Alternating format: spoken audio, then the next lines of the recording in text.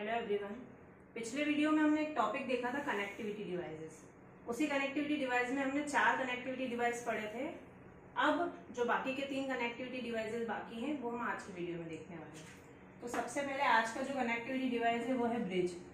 Bridge देखने के पहले मैं आपको एक छोटी सी चीज बता देती हूँ कि पिछले वीडियो में हमने पढ़ा था हब और स्विच, और मैंने बोला था कि हब जो है वो इंटेलिजेंट है, जो स्विच है वो इंटेलिजेंट है हब से, बट हब और स्विच के बीच में भी एक कनेक्टिविटी डिवाइस आता है, वो होता है ब्रिज।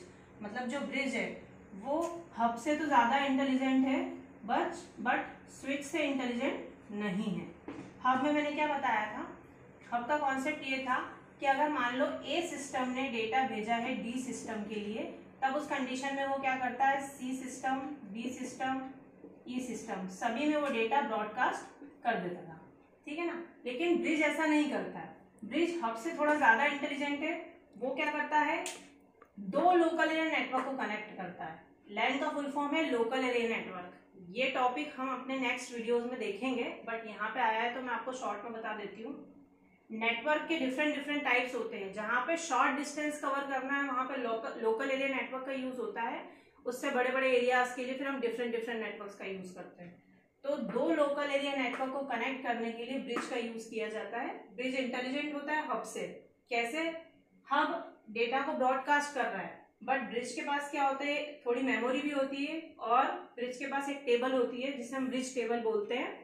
तो वो जैसे जैसे उसके पास इंफॉर्मेशन स्टोर होती जाती है, वैसे वैसे वो इंटेलिजेंटली वर्क करने लग जाता है। जैसे कि अगर ए सिस्टम को एफ को डेटा भेजना है, तब उस कंडीशन में अगर ये सिस्टम हमने पूरा नया कनेक्ट किया है, तब ब्रिज के पास कोई इंफॉर्मेशन नहीं है, तब तो वो क्या करेगा, उस डेटा को ब्रॉडकास्ट कर देगा, ठीक है ना।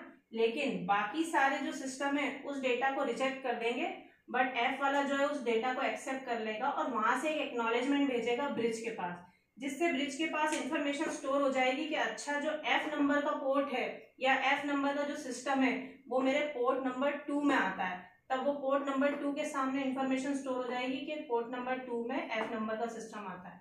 ऐसे धीरे धीरे करके सारी इंफॉर्मेशन स्टोर हो जाती है। उसके बाद ये डेटा को ब्रॉडकास्ट तो करता है, जैसे हब क्या कर रहा था, सभी में ब्रॉडकास्ट कर रहा था, पर ये किसी एक पोर्ट में ब्रॉडकास्ट करेगा। अगर ए से या बी से कोई डेटा आया, तब ब्रिज चेक करता है अपनी टेबल में कि डेटा ई को पहुंचाना है, तो ई वाला जो मेरा डेटा है, ई में मुझे डेटा पहुंचाना है, तो वो कौन से पोर्ट में आता है, पोर्ट नंबर 2 में। उस कंडीशन में ब्रिज उस डेटा को आगे फॉरवर्ड कर देता है।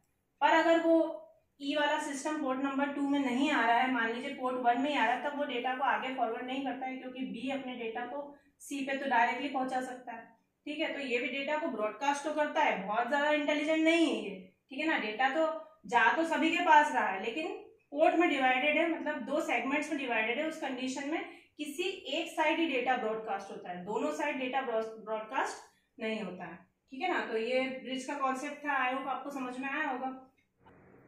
अभी हमने देखा ब्रिज, तो मैंने आपको जैसा कि बताया कि ब्रिज जो है वो हब से ज्यादा इंटेलिजेंट होता है, पर switch is more intelligent then hub और ब्रिज। तो आज के टाइम में स्विच का यूज ज्यादातर सिस्टम में डेटा को ट्रांसफर करने के लिए स्विच का यूज किया जाता है, हब और ब्रिज का यूज नहीं होता है।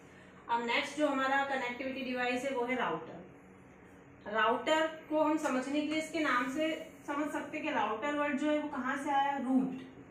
रूट मतलब क्या होता है, रास्ता बताने वाला, ठीक है ना।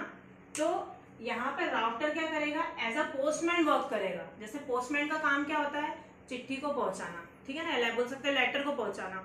तब पोस्टमैन के पास उस पर्टिकुलर डेस्टिनेशन का एड्रेस होता है कि मुझे इस लेटर को उस घर में पहुंचाना है। साथ ही साथ पोस्टमैन को ये भी पता होता है कि यहाँ से, जहां पे मैं अभी हूँ, वहां से उस पॉइंट पे जाने के लिए सबसे शॉर्टेस्ट पाथ, मतलब सबसे छोटा रास्ता कौन सा होगा जिससे मैं जल्दी से वहां, छोटा और साथ ही साथ सेफ रास्ता कौन सा होगा जिससे मैं डेटा को वहां पहुंचा सकूं या लेटर को पहुंचा सकूं। तो यहाँ पे router as a postman work करता है।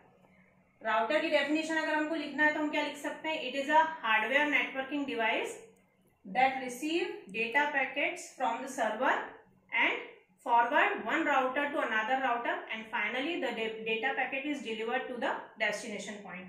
एक राउटर से दूसरे राउटर पे डेटा को ट्रांसफर भी करता है। मतलब सबसे पहले अगर मैं एग्जांपल की बात करूं तो राउटर का काम क्या है, जैसे ही सर्वर से कोई डेटा आया, ठीक है ना। उसके बाद राउटर ये देखता है कि जैसे मैं आपको एक दूसरे एग्जांपल से बताती हूँ, ये नेटवर्क 1 है मान लीजिए और आपका ये नेटवर्क 2 है, ये दो नेटवर्क है।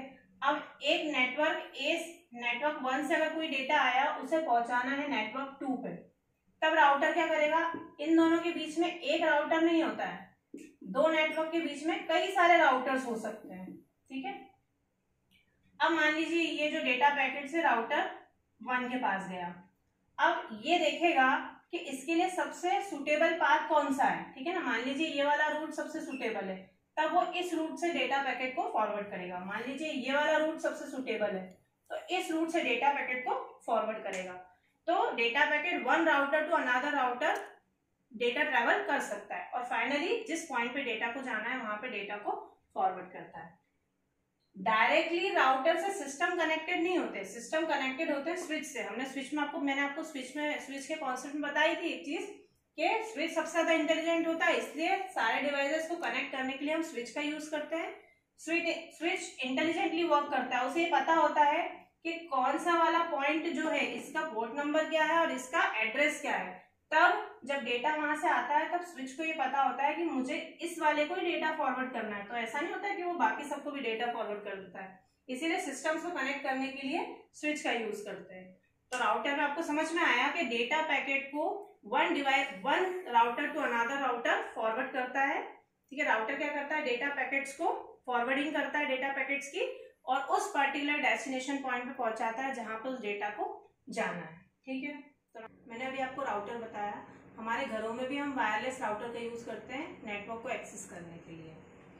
अब नेक्स्ट जो हमारा कनेक्टिविटी डिवाइस है वो है गेटवे। जैसा कि इसके नाम से समझ में आ रहा है, गेट का मतलब क्या होता है, किसी चीज में एंटर करना, ठीक है, या किसी चीज से एग्जिट करना। मतलब अगर हम हमारे एग्जाम्पल के लिए हमारे घर की बात करें तो हमारे घर में एक गेट होता है, घर से बाहर जाना है तो हमें उस गेट का यूज करना पड़ता है। बाहर से यदि किसी को अंदर आना है तो उसे उस गेट का यूज करना पड़ता है। तो गेट क्या है, एंट्री और एग्जिट पॉइंट। यहाँ पे गेटवे भी ऐसे ही वर्क करेगा। ब्रिज में मैंने आपको बताया था कि दो सेम नेटवर्क को कनेक्ट करने के लिए ब्रिज का यूज करते हैं, जैसे मैंने आपको बताया था दो लोकल एरिया नेटवर्क, वैसे ही दो डिफरेंट नेटवर्क्स को ज्वाइन करने के लिए, कनेक्ट करने के लिए गेटवे का यूज किया जाता है। दो डिफरेंट नेटवर्क मतलब जैसे एक आपका लोकल एरिया नेटवर्क हो गया, तो दूसरा आपका मेट्रोपॉलिटन एरिया नेटवर्क हो गया या वाइड एरिया नेटवर्क हो गया, मतलब दोनों नेटवर्क अलग अलग हो गए ना। दो डिसिमिलर नेटवर्क्स को, दो या दो से ज्यादा भी हो सकते हैं, कनेक्ट करने के लिए गेटवे का यूज किया जाता है। गेटवे बेसिकली एक एंट्री और एग्जिट पॉइंट होता है जो किसी भी एक नेटवर्क को दूसरे नेटवर्क तक डेटा को मूव करवाने के लिए यूज किया जाता है। जैसे कि अगर बोला जाए कि वेब में जो हमारा डेटा मूव कर रहा है, ठीक है ना, तो वो किसके थ्रू कर रहा है, बहुत सारे वेब में जो हमारा डेटा मूव कर रहा है उसमें से एक तरीका गेटवे भी है जिसका यूज करके डेटा को मूव करवाया जा सकता है। इसके बहुत सारे एग्जांपल है, जैसे कि आप ईमेल सेंड कर पा रहे हैं, ऑनलाइन परचेसिंग कर पा रहे हैं, या फिर वेब पेजेस को ब्राउज कर पा रहे हैं, ठीक है ना, ये सारी चीजें गेटवे के थ्रू ही हो पा रही है। अगर इसका एक एग्जाम्पल की और बात करें हम, तो जैसे कि टोल नाका है, तो हम क्या करते हैं, टोल नाका एज अ गेटवे वर्क कर रहा है। एक एरिया से दूसरे एरिया में जब हम जा रहे हैं, ठीक है ना, अपनी गाड़ी को लेके, तब उस कंडीशन में एक जगह से डेटा आपका दूसरी जगह फॉरवर्ड हो रहा है, दूसरी जगह मूव हो रहा है, तो वो टोल नाका क्या है, एंट्री पॉइंट है और एग्जिट पॉइंट है। मतलब आप उस टोल नाके का यूज करके डेटा को भेज भी रहे हो और वहां से जो डेटा आ रहा है उसको रिसीव भी कर रहे हो, ठीक है ना। तो गेटवे एज अ एंट्री और एग्जिट पॉइंट वर्क करता है, ठीक है। तो आपको आई होप आज के तीनों कनेक्टिविटी डिवाइस समझ में आए होंगे। ये कनेक्टिविटी डिवाइस यहाँ पे सारे खत्म हो गए। अब नेक्स्ट वीडियो में हम नेक्स्ट टॉपिक देखते हैं।